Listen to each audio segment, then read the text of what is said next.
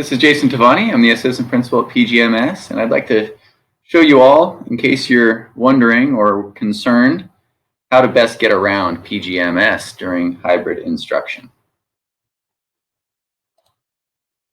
First of all, what we've done is divided up the campus into just 6 active entrances, and each of those entrances is assigned to specific classrooms.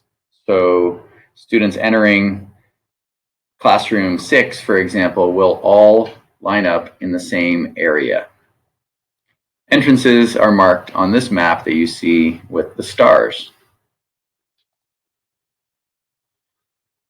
This version here shows triangles that have been added, and those show the exits. So they're color-coded so that you could see that the orange star is where you would enter to room 6, and the orange triangle is where you would exit from room 6. Exit the building rather after attending class in room 6. All of these indoor hallways are one direction. They're one-way hallways, and that's to provide adequate spacing. That's why we have an assigned exit for every entrance. To connect all of the entrances, we've created a pathway along the outside of the school, or along the perimeter. You can see it here on this map in gray. You also see all of those entrances and all of the exits.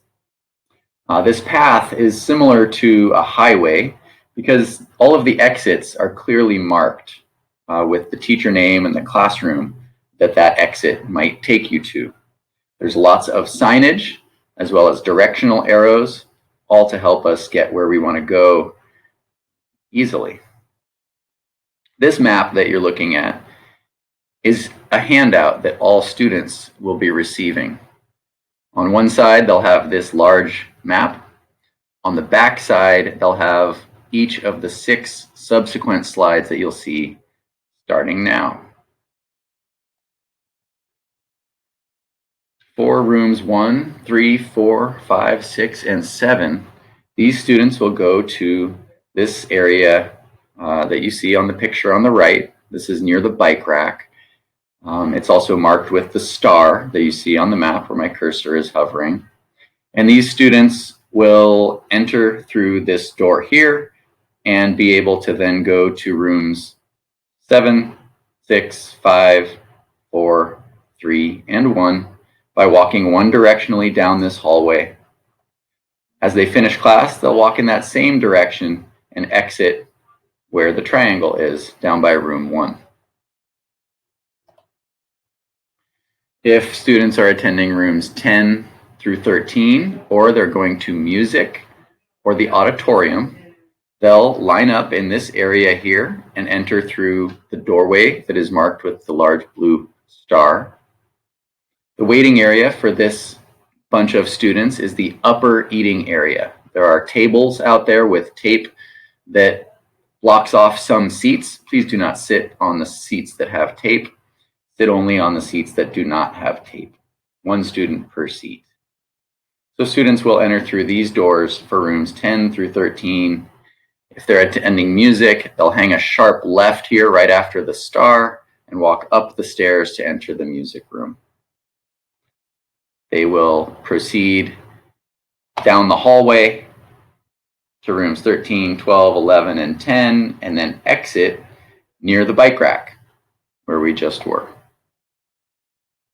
Again, one-way hallways.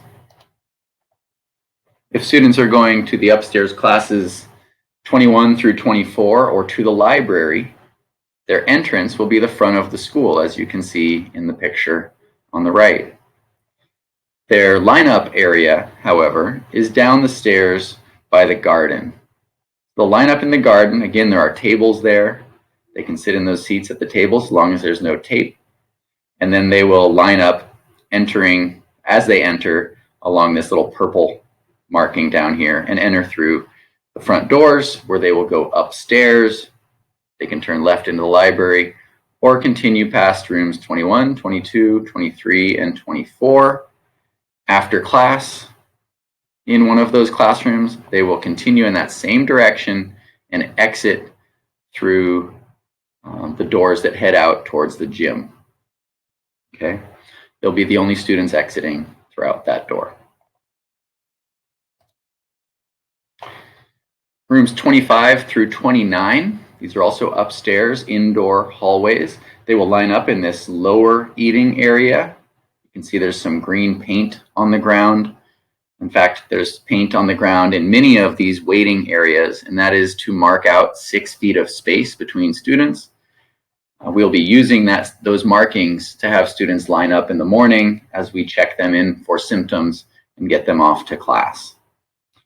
So these students will line up in this area, enter through the archway there and the double doors. They will then walk in a one-way hallway past rooms 25, 27, 29. Oh, there's a mistake here. This should be 26 and 28. So apologies for that typo there.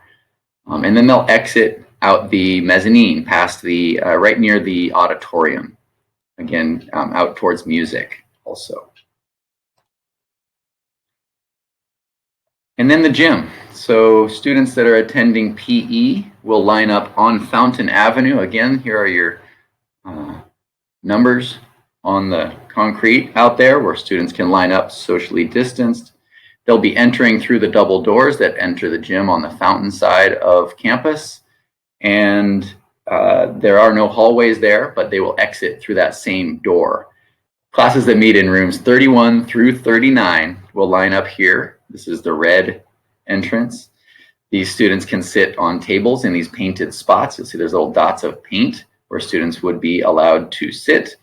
And they will enter where the star is. They'll be checked in and go to each of their classes. They then walk into each of their classes and head out where the triangle is. Apologies for leaving that one out. Just want to let everyone know too that we will have lots of staff that'll be out along the highway and near the entrances and exits. And those staff will be able to support all of our students in getting where they need to go. We also have a number of leadership students that were generous enough to join us to help with the same thing. Look for leadership sweatshirts that have students' last names on them. Those are the students that'll be here to help. They'll be handing out maps and helping students find their way. I think that's it for our entrance, how to get into school and how to get around school in hybrid mode. Can't wait to see you all.